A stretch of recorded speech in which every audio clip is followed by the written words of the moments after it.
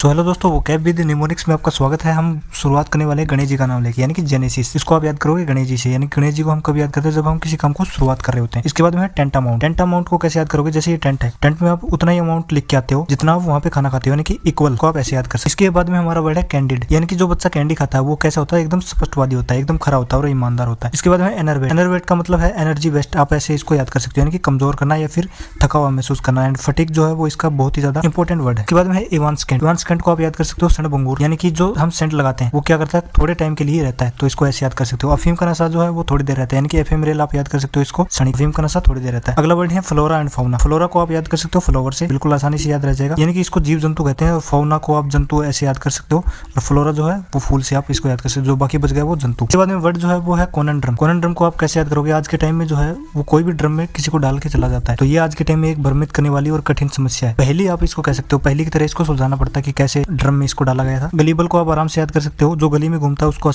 आसानी से धोखा खा जाता है, भोला भाला इंसान। उसके बाद में परिटब में साउंड आ रहा है डिस्टर्ब का, तो इसका अर्थ भी वही है डिस्टर्ब। इसके बारे में ओमनी प्रेजेंट, ये दो वर्ड है, तो इसको आप याद कर सकते हो मॉस्क्यूटो से। मॉस्क्यूटो जैसा इसमें आपको दिख रहा है देखने को, तो मॉस्क्यूटो जो है वो हर जगह होते हैं, सर्वव्यापी होते हैं। इसी तरीके से ओमनी गाड़ी जो है वो आपने देखी होगी, हर गुंडे के पास होती है, यानी कि सर्वव्यापी। इसके बाद में दोस्तों ये आपको रिवीजन जो है वो करना है, और आप देख लेना आपको सारी मीनिंग जो है वो याद हो चुकी है।